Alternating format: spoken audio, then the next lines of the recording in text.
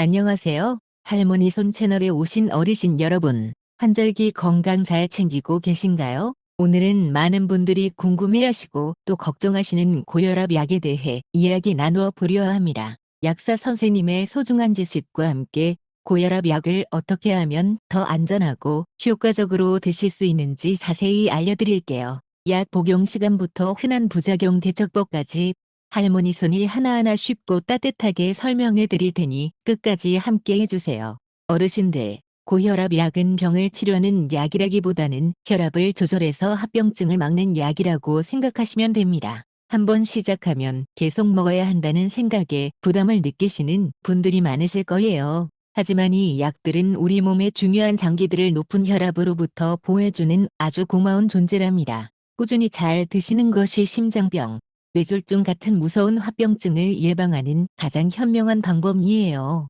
고혈압 약은 한 가지만 있는 것이 아니라 여러 종류가 있어요. 흔히 이뇨제, 베타 차단제, 칼슘 채널 차단제, 에이스 억제제, 아부 계열 등으로 나눌 수 있지요. 각 약은 작용하는 방식이 달라서 어르신 개개인의 건강 상태와 다른 질환 유무에 따라 가장 적합한 약을 의사 선생님이 처방해 주십니다. 혹시 내 약이 어떤 종류인지 궁금하시다면 약사님께 여쭤보시는 것도 좋은 방법이에요. 처방받으실 때 약의 이름과 특징을 잘 알아두시면 더 좋겠죠. 많은 분들이 고혈압 약은 언제 먹는 게 제일 좋아요? 라고 물어보시는데요. 복용 시간은 정말 중요합니다. 매일 비슷한 시간에 약을 드셔야 혈압이 일정하게 유지되고 약효도 가장 잘 볼 수 있어요. 불규칙하게 드시면 혈압이 오르락내리락해서 약효가 떨어질 뿐만 아니라 몸에도 부담이 될 수 있답니다. 되도록이면 시간을 정해두고 규칙적으로 복용하는 습관을 들이는 것이 좋습니다. 그럼 아침 식후에 먹는 약과 자기 전에 먹는 약은 왜 다를까요? 특정 고혈압 약 중 일부는 이뇨 작용이 있어 밤에 드시면 화장실에 자주 가야 할 수 있어서 아침에 복용하는 것이 좋고요. 또 아침에 혈압이 갑자기 오르는 아침 고혈압을 예방하기 위해 잠자기 전에 복용하는 약도 있습니다. 이처럼 복용 시간은 약의 종류와 어르신의 상태에 따라 달라지니 꼭 의사나 약사님의 지시를 따르셔야 해요. 고혈압 약을 드시다 보면 간혹 어지럼증을 느끼는 경우가 있어요. 특히 자리에서 갑자기 일어설 때 피임 도는 기립성, 저혈압이 나타날 수 있는데요. 이는 약이 혈압을 너무 많이 떨어뜨려서 생기는 현상일 수 있습니다. 이럴 때는 자리에서 천천히 일어나시고 앉았다 일어설 때도 조심하시는 것이 좋아요. 증상이 심하면 반드시 의사 선생님께 말씀드려야 합니다. 두 번째로 흔한 부작용은 바로 마른 기침입니다. 특히 에이스 억제제 계열의 약을 드시는 분들에게서 나타날 수 있는 부작용인데요. 목이 간질간질하면서 마른 기침이 계속되는 것이 특징입니다. 이런 기침이 너무 불편해서 일상생활에 지장을 준다면 참지 마시고 꼭 의사 선생님과 상담해 주세요. 다른 계열의 약으로 변경하면 증상이 나아질 수 있답니다.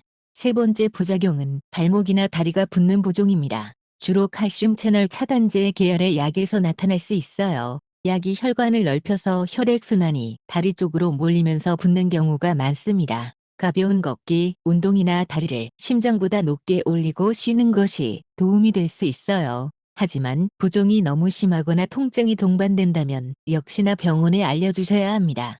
만약 깜빡하고 약 복용 시간을 놓쳤다면 어떻게 해야 할까요? 기억난 즉시 약을 드시면 되지만 다음 복용 시간이 너무 가깝다면 건너뛰는 것이 좋습니다. 절대로 한꺼번에 두 알을 드시는 일은 없도록 주의하셔야 해요. 고혈압 약을 과다 복용하면 혈압이 너무 낮아져 위험할 수 있기 때문입니다. 약 복용을 자주 잊으신다면 약 달력이나 알람을 활용해 보세요.